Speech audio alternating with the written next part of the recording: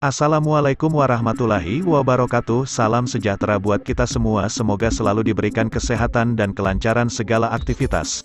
Amin. Jumpa kembali di channel Edukasi Official. Kali ini kami akan memberikan informasi penting tentang perkembangan PPPK dan pendataan tenaga non-ASN. Sebelum kita lanjutkan, kami mohon dukungannya dengan cara like, subscribe, dan share. Terima kasih. Ijazah, Sobat BKN, ijazah. Ada apa? Kenapa ijazah? Yang dari yang BTS ini nggak sih? Nah, itu tahunya gimana, Pak? Untuk biar tahunya itu Sobat BKN, tinggal koordinasi sama BKD.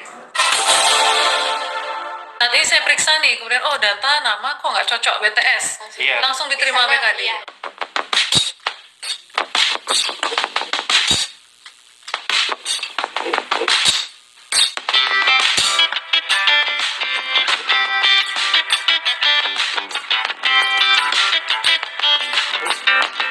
Sobat BKN, jumpa lagi di podcast Kantrek 10 BKN kesayangan kita semua, XLC Podcast, Let's Talk and Learn. Dan Sobat BKN, seperti tagline kita nih di podcast Let's Talk and Learn, kali ini kita akan ngobrol-ngobrol juga dan belajar, tentunya dengan narasumber yang sudah hadir nih hari ini. Terima kasih banyak, ada Bapak Deddy Kurniawan. Ya. Apa kabar, Pak? Kabarnya alhamdulillah baik. Baik, sehat. Iya, ada Bu Sunarti juga, gimana kabar? Saya biasa manggil Mbak Narti, nggak apa-apa ya? Mbak Narti aja. Mbak Narti aja, oke. Karena lebih akrab, seumuran nggak? Iya, seumuran, oke. Pak Deddy, mohon maaf. Iya. Saya sama Mbak Narti juga. Apa kabar Mbak Narti? Alhamdulillah baik dan Syukurlah sehat. Senang sekali nih kita ada Pak Deddy dan Mbak Narti. Pada hari ini kita akan ngobrol-ngobrol sesuatu nih. Tapi saya kasih clue-nya dulu. Jadi Sobat BKN, Pak Deddy dan Mbak Narti ini dari bidang pengangkatan dan pensiun Kantor Regional 10 BKN Denpasar. Betul ya? Dan kita akan ngobrolin topik yang lagi hot nih. Siap ya, mungkin panas-panas yang lagi terasa. Nah, topiknya itu nggak jauh-jauh dari bidang Bapak Ibu nih. Jadi seperti yang Sobat BKN ketahui, kita telah melaksanakan seleksi pegawai pemerintah dengan perjanjian kerja sejak tahun 2022 dan tahun 2023 ya Bapak ya. Di tahun 2022 kita ada seleksi PPPK atau kita sering bilangnya P3K, tenaga kesehatan dan guru. Kemudian di 2023 kita ada seleksi P3K tenaga teknis, betul ya? Nah, ini nih kita terinspirasi bikin podcast ini karena di medsos tuh rame banget Bapak dan Mbak Narti. Jadi netizen dan Sobat BK itu kepo banget gitu, kayak pingin tahu banget ini prosesnya udah sampai mana sih, penetapan NIP kami gimana sih gitu. Nah, mungkin sebelum kita ngobrol ke dalam situ, Pak Deddy dan Mbak Narti boleh sharing deh, kan bidangnya pengangkatan dan pensiun nih. Nah, perannya di penetapan nomor induknya P3K ini apa gitu, di penetapan NIP 3K. Boleh di-sharing dulu? Di-sharing dulu. Jadi biar nggak langsung panas gitu, pelan-pelan hangat gitu, terus baru panas. Silakan Pak Deddy. Ya mungkin terima kasih Mbak Gongci. Saya lebih baik manggil Mbak Gong aja. Oh iya dong. Gongci, kan lebih akrab itu. Oke, Pak. Sebenarnya kita kan ada peraturan BKN nomor 31 tahun 2020. Oke. Tentang organisasi dan tata laksana untuk kantor regional, itu yang pertama. Terus kebetulan di bidang pengangkatan dan pensiun itu kan ada tusinya juga kan, tugas dan fungsinya. Yang pertama itu juga menetapkan NIP. Terus habis itu NIP CPNS juga ya Mbak Narti ya. CPNS juga. Terus habis itu NIP P3K juga. Kalau yang untuk vertikal enggak ya? Yang untuk vertikal ke BKN Pusat. Ke BKN Pusat yang untuk vertikal. Oke. Terus di samping itu kita menerbitkan juga untuk pensiun janda dudanya di kita, termasuk usulan pensiunan yang di PT Taspen. Oke. Nah, itu kan melalui di aplikasi CISN. Oh ya, sudah dengan aplikasi ya Pak ya? Sudah dengan aplikasi di CISN. Semuanya ada. Jadi menetapkan NIP-nya nggak cuma P3K tapi CPNS juga. CPNS yang khusus untuk wilayah kita dari Bali, Bali. NTB, NTT. Oke, mungkin Sobat BKN beberapa ada yang belum ngeh nih kalau aparatur sipil negara itu Sobat BKN itu terdiri dari pegawai negeri sipil dan pegawai pemerintah dengan perjanjian kerja. Nah, ini yang kita bahas kali ini adalah penetapan untuk pegawai pemerintah dengan perjanjian kerjanya gitu ya Pak ya. Ini berarti saat ini tim di bidang sedang gencar-gencarnya lagi proses penetapan nih Pak. Iya, benar sekali. Iya, gimana? Iya, benar sekali. Mungkin biar Sobat BKN lebih paham ya, sedikit tentang alurnya aja. Boleh, jadi, boleh. Jadi ketika biasanya nih Sobat BKN kan tahunya setelah isi DRH penetapan nih gitu. Padahal sebenarnya ada alurnya sendiri gitu. Oh, jadi nggak ujuk-ujuk DRH, langsung deh Pak. Iya, gitu, enggak. Nah, ini gimana nih Mbak Narti? Jadi setelah Sobat BKN nih misalkan yang sudah lulus itu disuruh ngisi DRH, nanti setelah DRH-nya diisi, nanti dari instansi masing-masing itu akan mengirimkan usul ke kita melalui aplikasi tadi yang SIASN. Nah, setelah usulnya nyampe di kita, barulah kita verifikasi. Apabila sudah memenuhi syarat, bisa kita ACC. Nanti kalau misalkan ada berkas yang BTS, TMS, itu nanti kita kembalikan ke daerah juga melalui aplikasi SIASN. Oke, ini nanti jadi di kita hanya sebatas verifikasi dan menerbitkan nomor induknya. Kemudian nanti untuk SK-nya daerah yang mencetak. Oke, di kita proses verifikasi terbit nomor induk, kemudian SK-nya adalah di daerah. Ini menarik nih Mbak Narti dan Pak Dedi, ada istilah diverifikasi, kemudian ada istilah BTS, TMS dan lain sebagainya itu ya. Berarti Pak Dedi dan Mbak Narti ini posisi sebagai verifikator. Verifikator. Wah, ini langsung dari verifikatornya nih Sobat BKN yang cerita-cerita sama kita. Jadi verifikator langsung akan sharing nih bagaimana proses penetapan NIP 3K ini. Nah, tadi kan disampaikan ada proses tersebut ya. Ini sebelum kita masuk lebih jauh, mungkin boleh di-sharing sejauh ini sudah sejauh mana sih proses penetapan dan progres penetapan NIP 3K-nya? Oh, mungkin boleh liatin data ya. Ya, sambil lihat data, kita akan lihat. Jadi sudah sebanyak, nah ini. Jadi data yang ditampilkan ini Sobat BKN juga kita update di media sosial Kantor Regional 10 BKN Denpasar. Bisa dicek di Instagram kami dan di seluruh media sosial yang kami miliki. Oke? Nah, ini Mbak. Mungkin ini ya secara umum total untuk pengerjaan kita nih dari nakes dulu. Ini guru ya. Coba yang Jadi kita usul yang masuk pertama itu adalah nakes karena dia sudah dikerjakan sejak bulan Maret ya Pak ya. Sejak bulan Maret dia sudah pengusulan sejak bulan Maret itu nakes itu ada usul masuk sekitar 5.500-an. Itu sudah di ACC sekitar 5.370-an. Kemudian sisanya 0. Jadi yang lainnya itu BTS untuk nakes. Oke. Itu untuk yang guru kita ada usul masuk itu sekitar 24.800-an. Totalnya, kemudian yang sudah di ACC itu sekitaran 9.700-an, kemudian masih ada sisa sekitar 11.800-an. Masih ada sisa 11.800. Yang masuk tadi berapa Pak? 24.800. Oke. Ya, gitu. Selanjutnya, kemudian yang terakhir ini teknis karena memang dia pengusulannya memang terakhir dia. Usul masuk ada sekitar 450-an, sudah ada yang ACC itu ada sekitar 47, kemudian sisanya 400-an. Sisa 400-an. Oke, ini progresnya sudah lumayan ya berjalannya. Kalau saya lihat dari angka ada yang sudah 5.370, 11.800, dan tadi teknis sudah terselesaikan 47. Sebenarnya sudah 50, ada BTS 3 gitu. Oke. Untuk yang ACC ada 47. Oke. Nah, ini kan di data ini dan yang tadi Mbak Narti jelaskan itu ada yang sisa belum diproses, dalam artian ada statusnya BTS. Di sini juga saya lihat di data ini ada yang merah, ini kan ada yang BTS 55, kemudian mungkin boleh next, mungkin tadi ada yang BTS 842, kemudian boleh ke bawah mungkin yang di teknis sekalian kita lihat yang di bawah secara keseluruhan aja kita sampling ya.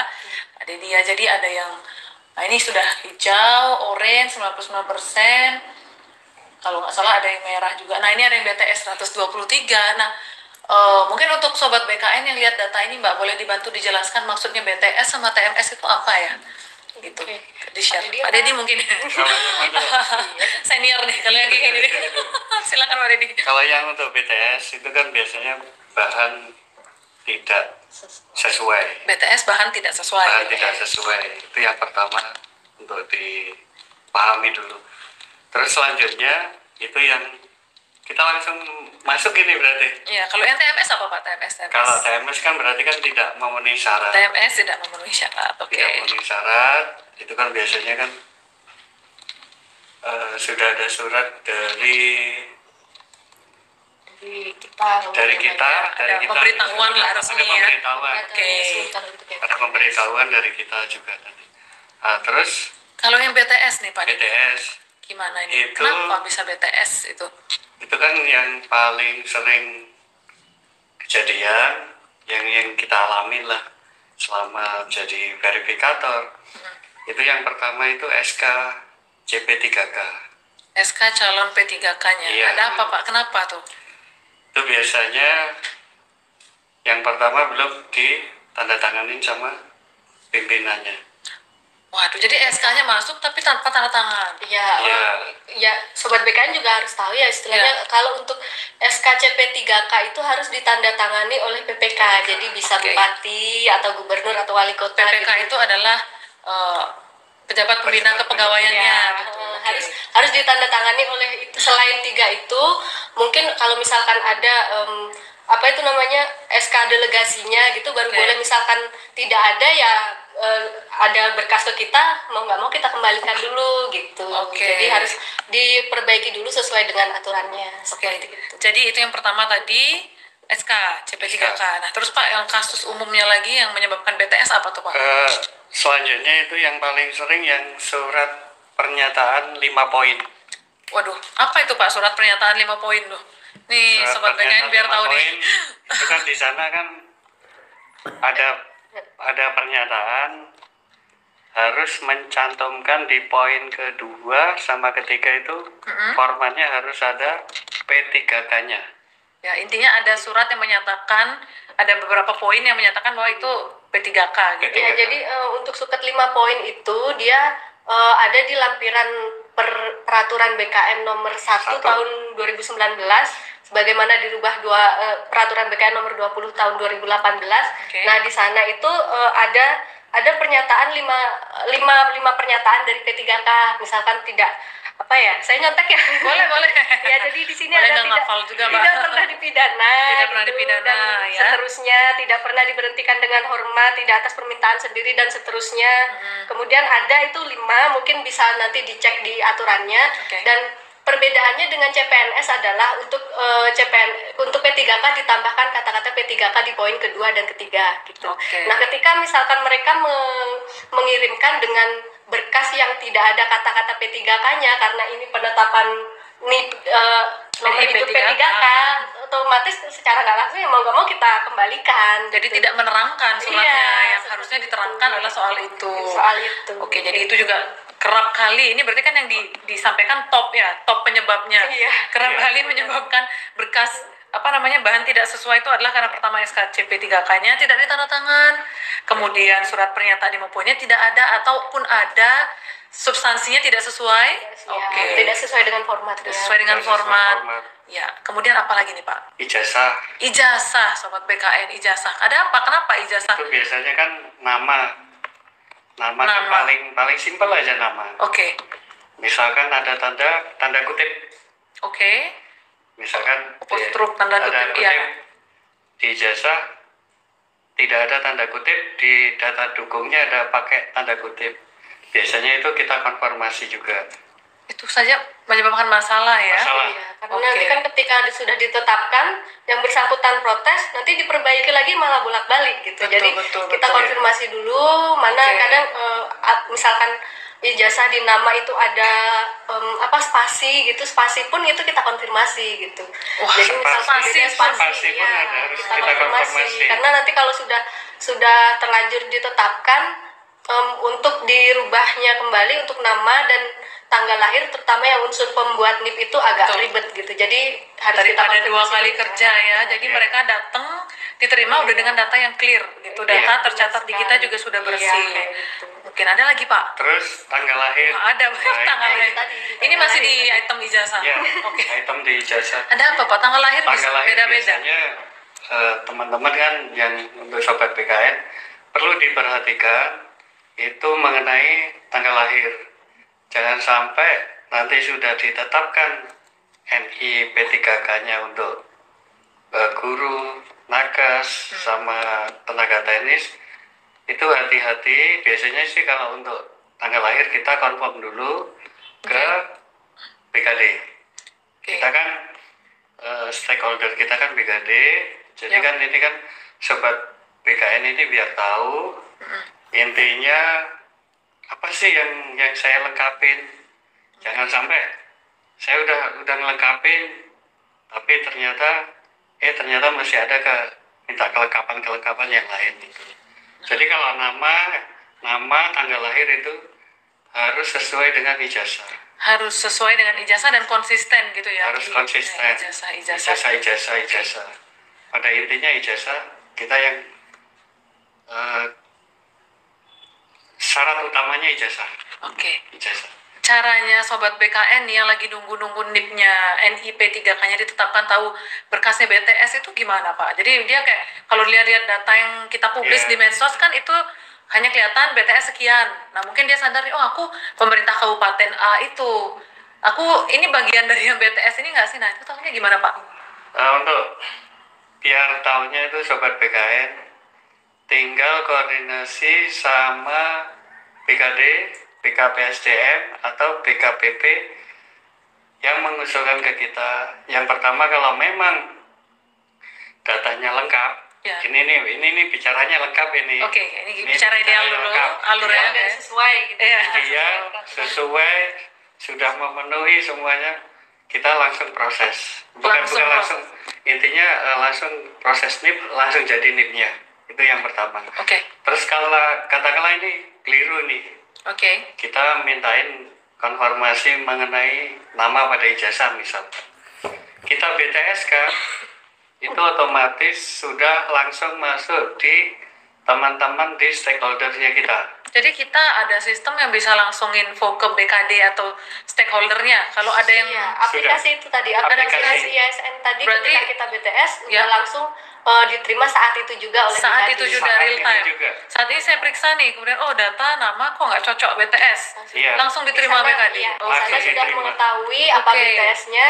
Nanti untuk apa itu namanya, untuk tindak lanjut selanjutnya BKD yang akan menghubungi yang bersangkutan. oke. Misalkan itu BTS-nya kaitannya dengan yang bersangkutan. Karena kan ada misalkan dengan SKCP 3K otomatis BKD ya BKD sendiri yang urus gitu. Kalau misalkan BTS-nya misalkan tadi ada ijazah, pokoknya dokumen-dokumen yang ada di yang bersangkutan masing-masing itu, maka nanti BKD yang akan menghubungi. Nah, setelah BKD itu menghubungi, kemudian katakanlah sudah berhasil nih menjangkau yang bersangkutan untuk dikonfirmasi, dikirim kembali ke kantor regional 10 BKN. Iya, Dikirim bisa langsung kembali. lewat Melalui- aplikasi itu Lewat juga. aplikasi itu juga juga. lah. Jadi semuanya sudah nggak ada yang namanya pakai surat lah, kemudian jeda berapa hari ngirim. Ya. Sudah tidak ada, kita Sudah sudah tidak via ada. aplikasi. Semuanya sudah via aplikasi sejak dari pengajuan.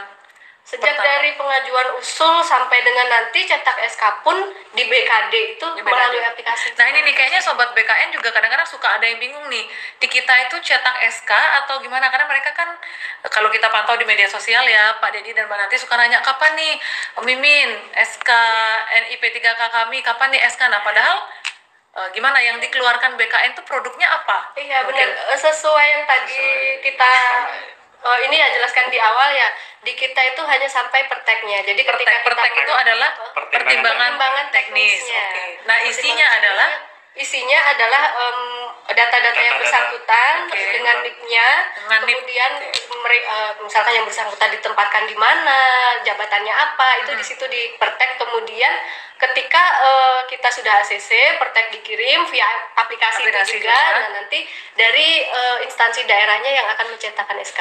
Nah, berarti terbitnya NIP itu terlihat di pertek yang dihasilkan dari BKN, katakanlah kantor kita ya. Iya, Kemudian SK adalah kewenangan di daerah. di daerah masing-masing. Nah, berarti pengangkatannya gitu, penyerahan SK-nya adalah di daerah Di masing-masing. daerah masing-masing. Oke, nah itu nih yang perlu Sobat BKN, mungkin kita sama-sama ya belajar di sini. Jadi di kantor General 10 BKN dalam hal penetapan NIP 3K itu adalah produknya berupa pertimbangan teknis atau pertek. Nah, setelah itu surat keputusannya diproses di daerah masing-masing gitu. Jadi silakan kalau mau berkoordinasi, saya yakin juga pasti setiap instansi daerah sudah punya kanal-kanal medianya ya untuk Sobat BKN bertanya, berdiskusi dan lain sebagainya.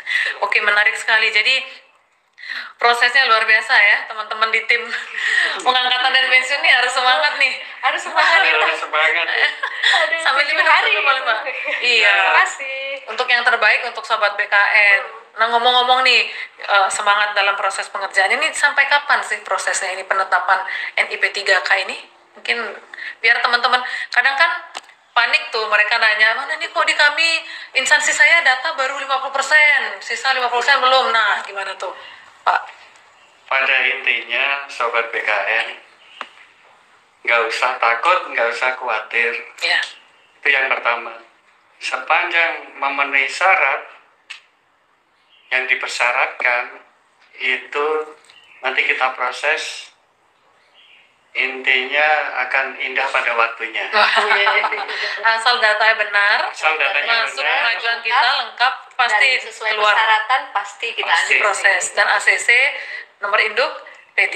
Kalaupun nanti misalkan di kita itu ada yang tidak sesuai, kan nanti juga kita BTS kan kita ini konfirmasi juga. Konfirmasi.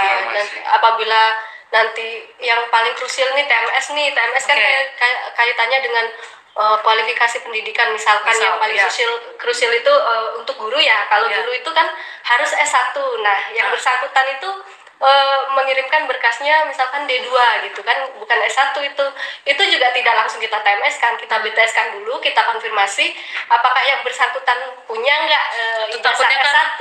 melampirkannya Takutnya mungkin gimana, mungkin dia ya. salah melampirkan atau gimana Oke, gitu kan. jadi kita pun ibaratnya itu di kantor General 10 nggak yang saklek langsung main. langsung gitu langsung main hajar. Karena kita coba lihat possibility kemungkinannya, Iya. apakah ini mungkin berkasnya tercecer, mungkin dia Iya, salah benar upload sekali. filenya, kita tahu ya. Iya. Kadang urus file itu kayak dokumen A judulnya apa, ini saya uploadnya maunya SKCPNS, ke upload SK apa Iya. gitu. Oke, ini nih bagus banget, mudah-mudahan nih Sobat BKN yang mendengarkan podcast hari ini jadi ikuti terus gitu ya perkembangannya bersama kami sangat terbuka untuk pertanyaan mungkin di Instagram, tapi tidak usah panik gitu. Jadi tenang, kita tetap memproses. Selama berkas itu lengkap, kita akan proses, dan kalaupun ada yang kurang atau tidak sesuai akan diproses kembali ke daerah. Kita akan koordinasi gitu, tidak serta-merta di off gitu atau digugurkan. Usahanya kan udah luar biasa nih soalnya nih Mbak Narti ya, Pak Dedi ya, belajar, ikut tes, seleksi, datang ke tempat tes ya. Nah, jadi untuk penutup nih untuk Sobat BKN yang ada di rumah yang nonton, apa nih pesan untuk para Sobat BKN yang lagi nunggu penetapan NIP 3K-nya, dan juga mungkin untuk para stakeholder yang ini kan bagian dari lancar enggaknya penetapan NIP 3K. Mungkin ada pesan-pesan, silakan Pak Dedi, Mbak Narti. Untuk sobat-sobat BKN ya silahkan ditunggu aja dengan sabar. Kita pasti akan menyelesaikan ini dan kita kan ini juga ditarget juga ya Pak Det ya. Ada Jadi target kita juga. semua itu di tim itu berkomitmen, benar-benar berkomitmen Komitmen. untuk menyelesaikan penetapan NIP 3K ini dengan secepat-cepatnya gitu. Ya, Seperti betul. itu. Mungkin Pak Dedi akan Mungkin ya, saya akan Tambahkan. menyampaikan kembali itu. Jadi kalau memang persyaratannya udah lengkap, datanya udah benar, kan indah pada waktunya itu. Ini tagline Pak Dedi tadi akan indah pada waktunya. Jadi Sobat BKN, nggak usah ragu, nggak usah takut. Yang penting datanya lengkap, kita proses, ditunggu aja. Nanti kan akan bersamaan itu nanti. Iya betul, apalagi proses seleksinya juga kan Sobat BKN yang seleksi P3K kemarin sudah dengan computer assisted test ya. Jadi Iya. semua sudah bawa hasil tesnya saat itu, tidak usah khawatir, sudah cepat dan akuntabel dan transparan. Dan begitu juga lanjut ke proses penetapan NIP 3K-nya. Oke, mungkin terima kasih banyak Pak Dedi Kurniawan, Mbak Terima Narti kasih. sudah sudah sharing-sharing bersama kami. Semoga Sobat BKN yang mendengarkan podcast ini jadi bisa lebih tenang dan juga jadi tahu gitu ya bahwa serangkaian prosesnya itu seperti itu. Jadi tidak usah khawatir. Kalau nanti ada informasi lagi di media sosial yang kami update, silakan ditanggapi, silakan dipantau. Kami sangat senang jika Sobat BKN terus mengikuti update informasi dari kami dan terus engage dengan mimin kami yang ada di media sosial. Mungkin sekian dari kami. Terima kasih banyak Sobat BKN. Sampai jumpa lagi di podcast Kanrek 10 BKN berikutnya, XLC Podcast. Let's talk and learn. Terima kasih. Sampai jumpa.